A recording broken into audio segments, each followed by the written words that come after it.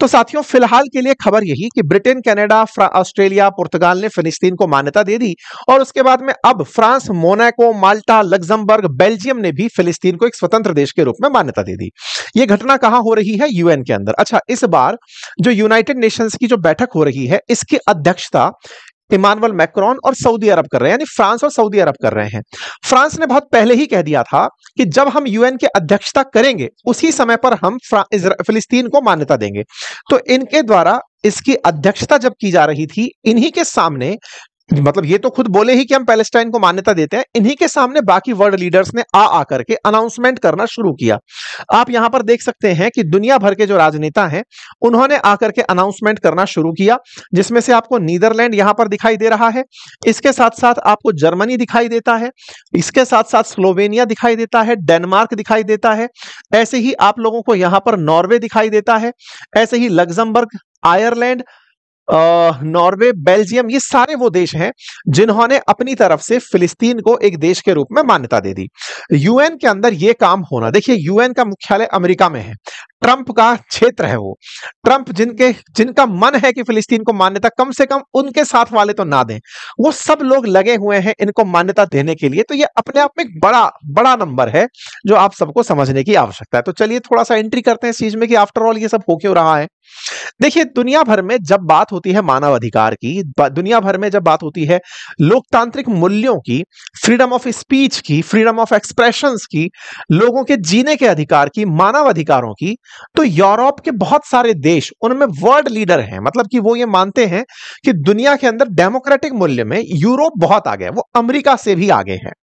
Europe को इसीलिए दुनिया भर के लोग बसने की बेहतरीन जगह मानते हैं कि अगर वाकई में लोकतांत्रिक तरीके से दुनिया में कहीं जीने का जगह बचा है तो वो यूरोप है। और इसी कारण से दुनिया के जो 2025 के अंदर, वर्ष 2025 के अंदर टॉप 20 हैप्पीएस्ट कंट्री देखे गए, उनमें मैक्सिमम यूरोपियन कंट्री थे। आप अगर उठाकर देखें फोर्ब्स की लिस्ट के अंदर तो Finland, Denmark, Iceland, Sweden, Netherland, ये सभी मैक्सिमम वो देश हैं जो यूरोपियन कंट्री हैं, क्योंकि ये व्यक्ति को व्यक्ति होने का एहसास देकर चलते हैं, यानी मानव के मानव अधिकारों की रक्षा करते हैं। मानव अधिकार में उसके होने का एहसास कि तुम हो तो इंसान की कद्र सबसे ऊपर है। तुम किस कास्ट के हो, तुम किस देश के हो, तुम किस धर्म के हो, इन सबसे परे तुम इंसान हो, इसकी वैल्यू सबसे ऊपर है। ये करते हुए ये देश दुनिया में खुशी के लिए जाने जाते हैं। इसी कारण से यूरोप लोगों के ड्रीम डेस्टिनेशंस में शामिल होता है कि वहां जाकर रहा जाए।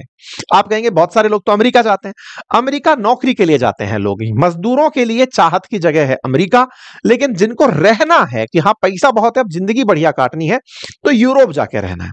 अब ये दोनों चॉइसेस तो हमने बता दी। यूरोप के अंदर बहुत सारे देश भी शामिल हैं, ये तमाम वो देश हैं जो आपको यूरोप में दिख रहे हैं। मुसीबत ये है जिनके पास ना पैसा है और ना जिनके पास कोई डिग्री है, वो भी ये चाहते हैं कि वो यूरोप जाकर रहें। तो वो कैसे जाते हैं? वो जाते हैं अवैध रूप से यूरोप के अंदर। अवैध रूप से यूरोप के अंदर कैसे जाते हैं भाई? यूरोप जुड़ा तो समुद्र के थ्रू ही है ना, मेडिटेरेनियन सी के थ्रू यूरोप जुड़ा हुआ है, अफ्रीका से और एशिया से। ऐसे में बढ़िया नाव में लोग बैठते हैं, बॉर्डर पर पहुंचते हैं और घुस जाते हैं यूरोप के अंदर।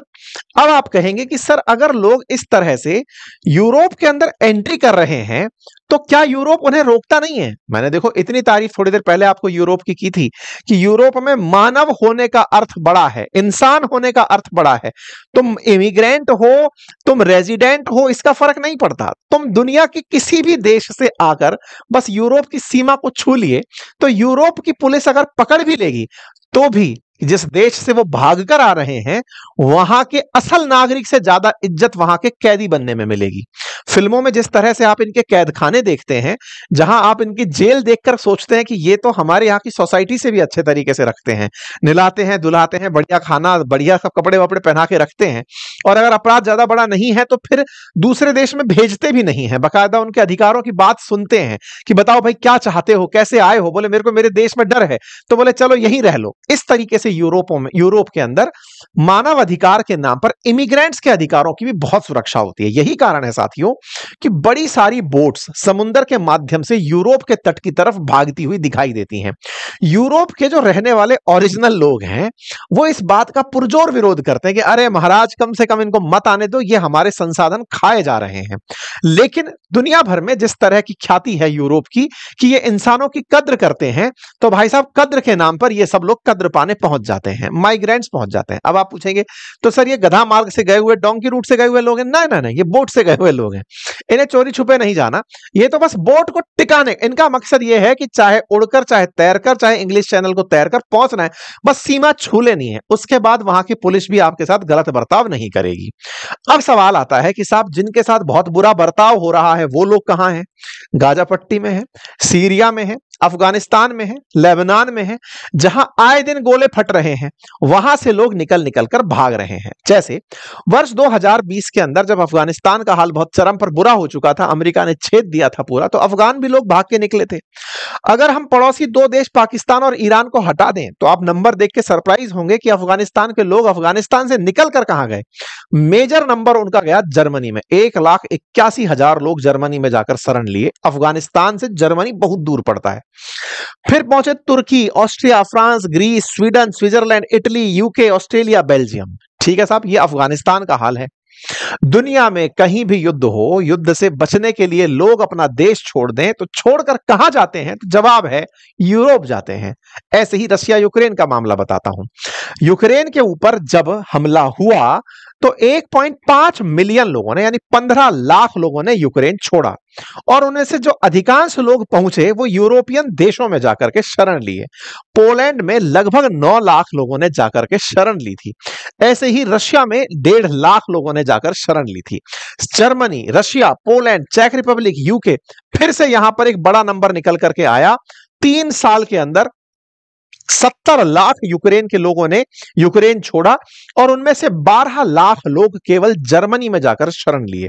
12 लाख रशिया में भी गए, लेकिन जर्मनी फिर से एक बड़ा नंबर निकल करके आया।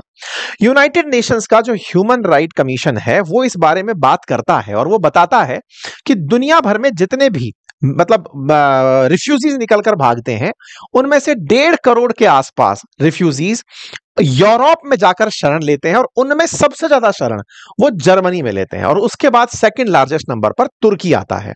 मतलब कुल मिलाकर के बात यह है कि दुनिया में अगर संघर्ष है तो लोग भागेंगे, और भागेंगे तो शरण लेने यूरोप में पहुंचेंगे।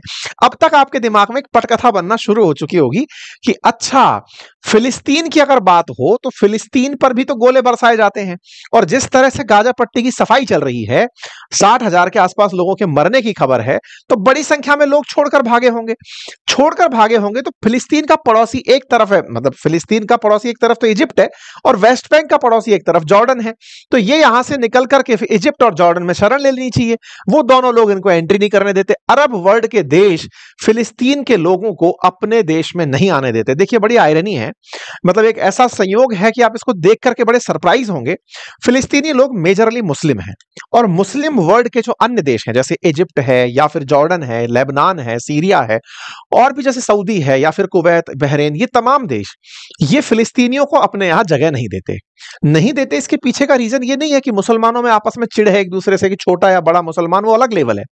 दिक्कत ये है कि उन्हें इजराइल का बहुत डर है। बोले किस बात का डर है सर? इजराइल तो खुद कहता है कि ले लो भाई इन लोगों को अपने यहाँ पे। नहीं, दिक्कत यह है कि जब पहले 6 डे वॉर हुई थी ना शुरुआत में 1967 में, बड़ी संख्या में फिलिस्तीनी निकल करके इजिप्ट में और जॉर्डन में जाकर बस गए थे, सीरिया में चले गए थे, कुछ लोग चल के लेबनान में चले गए थे। इजराइल ने तब तो सबसे कहा था कि हाँ इन लोगों को अपने यहां पर ले लो। लोगों ने ले भी लिया। मुसीबत क्या हुई ना, जो लोग अपना देश छोड़कर गए हैं उनमें अपने देश के प्रति एक चाह तो होगी ही। भाई फिलिस्तीन छोड़ करके अगर कोई दूसरे देश में शरण लिया है तो अपने देश की तो याद आती होगी ना। जब अपने देश की याद आएगी तो फिर वो उस याद में क्या करेगा?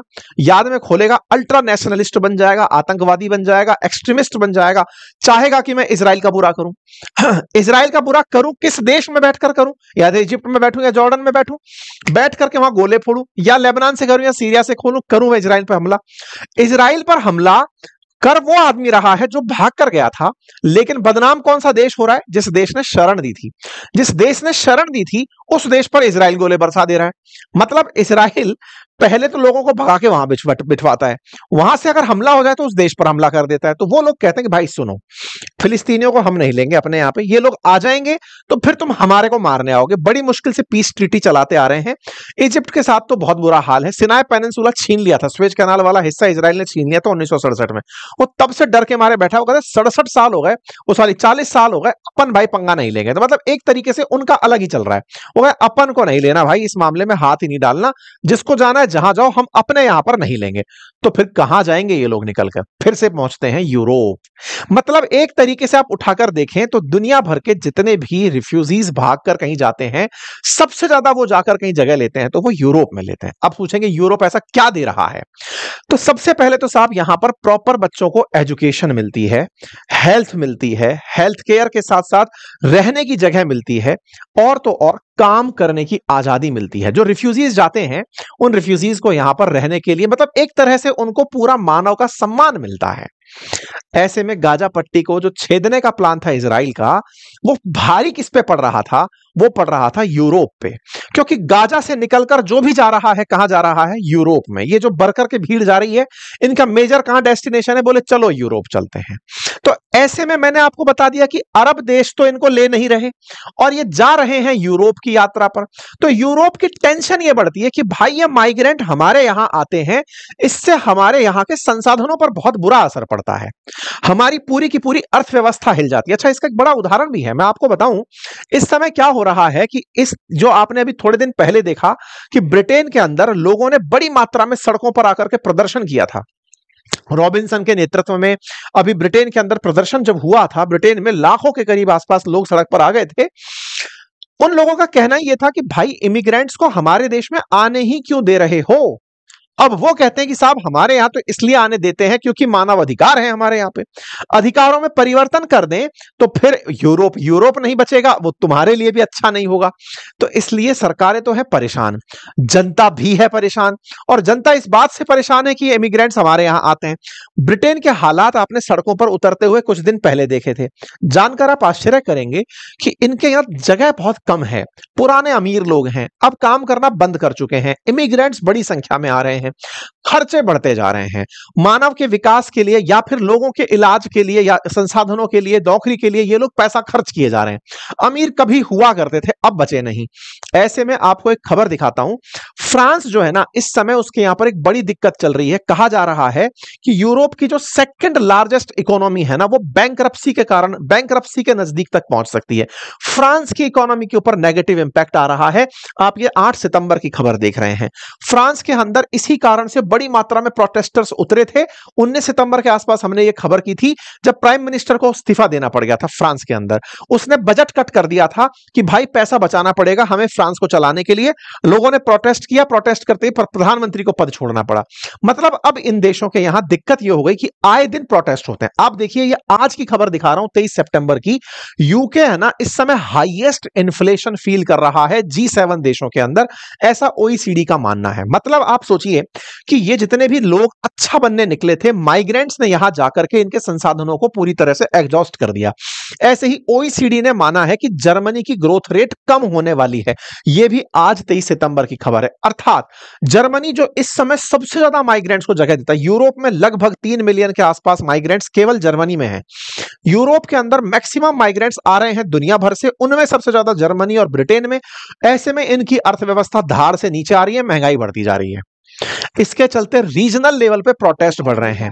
यह बात खुद अमेरिका ने यूरोप को सुनाई है, खूब चिल्ला चिल्ला करके। जब जेडी वेंस यूरोप में आए तो उन्होंने कहा कि यार यूरोप वालों, आंखें खोलो, तुम्हारी असली प्रॉब्लम क्या है पहचानो। तुम ये जो मानव अधिकार का, अपने अच्छे होने का जो स्वांग ओढ़ कर चल रहे हो कि हम माइग्रेंट्स को आने देंगे, ये एक दिन तुम्हारी नस्लों को खत्म कर देंगे। यही कारण है कि ब्रिटेन में जो अभी रॉबिन्सन के नेतृत्व में रैली हुई थी ना, उसमें जेडी वेंस के पोस्टर भी लहराए गए थे, जेडी वेंस के डायलॉग्स चलाए गए थे, ब्रिटिशर्स ने चलाए थे कि देखो अमेरिका हमें याद दिला रहा है कि माइग्रेंट्स को मत आने दो। अमेरिका हमें याद दिला रहा है, एलॉन मस्क याद दिला रहा है, ट्रंप याद दिला रहा है, चार्ली कर्क मर गया कहते कहते कि माइग्रेंट्स को मत आने दो, ये पूरा देश तुम्हारा खा जाएंगे। तो जेडी वेंस के नारे जो है ना वो यूरोप को ऊपर खूब मतलब कि यूरोप तो बोले सुसाइड करने की स्थिति में जा रहा है। Europe is committing civilisational suicide through mass immigration. ये जेडी वेंस के पुराने बयान है, इसी साल के बयान है। मतलब अमेरिकी वाइस प्रेसिडेंट ने यूरोप को उनके इमिग्रेशन पॉलिसीज के चलते खूब खींचा है। बकायदा ये खुद ये बात कहते हैं जेडी वेंस, अमेरिकी उपराष्ट्रपति हैं, और यूरोप वालों से कहते हैं कि तुम पहले इमिग्रेंट्स को यहां आने देते हो, उनमें से तुम्हारे कुछ रीजनल लोग उनको पसंद नहीं करते, भाई ऑब्वियस सी बात है, किसी का हक मर रहा है, फिर वो लोग यहां पर आकर तांडव तांडव खेलते हैं और तुम्हारे यहां पर गाड़ियां चढ़ा देते हैं। देखो तुम्हारे देश के अंदर जो प्रोटेस्ट है ना वो इस लेवल पर ये इमिग्रेंट्स ही हैं। इसी कारण से आपको जानकर आश्चर्य होगी, आज ही के अखबार में मैं पढ़ रहा था, फिलिस्तीन के समर्थन में, गाजा के समर्थन में ब्रिटेन में बकायदा बैंड बने हुए हैं, म्यूजिक कंसर्ट हो रहे हैं, 15-15 हजार लोग इकट्ठे हो रहे हैं, इमिग्रेंट्स के समर्थन में नारेबाजी हो रही है, ब्रिटेन के अंदर गाजे बाजे के साथ में फिलिस्तीन की जय बोल रही है, इजराइल को डेथ बोल रही है, ये सब ब्रिटेन में हो रहा है। तो कुल मिलाकर के इन सबको ये याद दिलाया जा रहा है कि तुम जो भोले भंडारी बनकर बैठना चाह रहे हो ना कि हमारे कोई फर्क नहीं पड़ता, हमारे यहां तो आने दो, यूरोप खत्म हो जाएगा, कब चेतोगे इस बात से? तो इसी का फिर इन लोगों ने सॉल्यूशन निकाला कि अमेरिका वालों फिर तुम्हें झुकना पड़ेगा एक जगह पर। बोले क्या? जहां जहां युद्ध हो रहे हैं वहां युद्ध रुकवाओ तुम, और युद्ध रुकवाने के नाम पर इमिग्रेंट्स को आने से रोकोगे, और वो तभी होगा जब सबसे पहले इजराइल फिलिस्तीन को रोकोगे। यूक्रेन के लोग तो खुद भी सक्षम लोग हैं, लौट जाएंगे वापस, लेकिन रशिया यूक्रेन में तुम पहले यूक्रेन रोको, जैसे अफगानिस्तान सॉरी इजराइल फिलिस्तीन में पहले गाजा पट्टी पर युद्ध करवाना रुकवाओ, तब जाकर बात बनेगी। तो यहां से यूरोप वालों ने खेला पकड़ लिया। ये कहानी मैं आपको जो सुना रहा हूं इसको आज से भी जोड़ सकते हैं। आज अभी जब आप इस सेशन को सुन रहे हैं, इससे 2 घंटे पहले ही ट्रंप ने यूएन में भाषण दिया, और उसने भी इस समय पर यूरोपियन कंट्रीज को उनकी इमिग्रेशन पॉलिसी के कारण फिर से टोका है कि तुम लोग बर्बाद होने की तरफ बढ़ रहे हो। मजाक बनाते हुए ट्रंप ने कहा कि यूएन की तो पॉलिसीज देखकर हंसी आती है, 372 मिलियन का कैश असिस्टेंस इन्होंने माइग्रेंट्स के लिए रखा हुआ है, उनके ट्रांसपोर्टेशन, फूड, शेल्टर, अरे क्यों रख रखा है भाई साहब? युद्ध करें ये लोग, लोग प्रस्थान करें, उनके लिए पैसा खर्च कर दे कोई, तो फिर ये उनको भी खींच लेते हैं। खैर, अमेरिका महान, क्यों बोला जाए उसके खिलाफ। फिलहाल के लिए कुल जमा अर्थ यह है कि यूरोप असल मायने में अमेरिका के खिलाफ नहीं हो रहा है, वो अपने आप को बचाने का प्रयास कर रहा है, गाजा को रिबिल्ड करने का कह के, ताकि ये माइग्रेंट्स निकल करके उनके देश में शरण लेने ना पहुंच जाएं, क्योंकि इजराइल तो कह चुका है कि फिलिस्तीन नाम का देश ही नहीं छोड़ूंगा, मैं सब साफ कर दूंगा। तो ऐसे में अब ये सब लोग एका किए कि भाई साहब गाजा को बचा लो ताकि हमारे यहां बर्डन ना पड़े। तो ये अमेरिका को मनाएंगे, और यही कारण है कि अभी ट्रंप के साथ में गल्फ के बहुत सारे देश मिलने वाले हैं। गल्फ के साथ में अरब और मुस्लिम लीडर्स की मुलाकात है, आज ही है, और हो सकता है जैसा भी हो तो उसमें हो सकता है ट्रंप उन्हें कोई गाजा का बेहतर प्लान बनाकर दे। यूरोप की तरफ भी ना वजन बढ़ाएं, या कुछ भी हो, जैसा भी होगा वो पता चलेगा। लेकिन दुनिया में इस समय बड़ा इंटरेस्टिंग मोड आ चुका है। इजराइल बिल्कुल जिद पे अड़ा हुआ है कि मैं फिलिस्तीन को छोड़ूंगा ही नहीं, होगा ही नहीं फिलिस्तीन नाम का देश। अमेरिका उसके साथ खड़ा हुआ है, और दुनिया भर के देश अमेरिका को मनाने लग रहे हैं कि अरे भाई कम से कम ये जगह गाजा को तो छोड़ दो। बोले नहीं छोड़ेंगे। अब देखते हैं क्या होता है। बाकी आप लोग इस विषय पर क्या सोचते हैं, अपनी राय कमेंट बॉक्स में जरूर बताइएगा। आप में से कुछ लोग कहेंगे सर यूरोप का एकमात्र कारण ये नहीं है, बहुत से कारण हैं अमेरिका के खिलाफ जाने के। बिल्कुल आप सही सोचते हैं, टैरिफ उनमें से एक बड़ा कारण है, यूरोप का अपना इन्फ्लेशन अपना एक बड़ा कारण है, रशिया के साथ उनके संबंध एक बड़ा कारण है, ऐतिहासिक भी बहुत सारे कारण हैं। लेकिन जो तात्कालिक कारण है कि यूरोप को अपनी राह बनानी पड़ी खुद की बचने के लिए, उनमें बहुत बड़ा कारण इमिग्रेंट्स है, साथ ही साथ उनकी बिगड़ती अर्थव्यवस्था है, और अमेरिका के छाया क्षेत्र में रहने से वो बचना चाहते हैं। वो अपनी राय रख करके अपने होने का प्रमाण देना चाहते हैं। बाकी आप लोग इसके अतिरिक्त क्या सोचते हैं जरूर कमेंट बॉक्स में बताइएगा। फिलहाल के लिए इतना ही। चैनल पर नए हैं तो सब्सक्राइब कर लीजिए, और हाँ, यूट्यूब चैनल बातें बाजार की पर जल्दी ही हमारी कुछ अच्छी क्लासेस आएंगी, और कुछ अच्छा करने वाले हैं, आप जाकर उसे ज्वाइन कर सकते हैं। Thank you so much.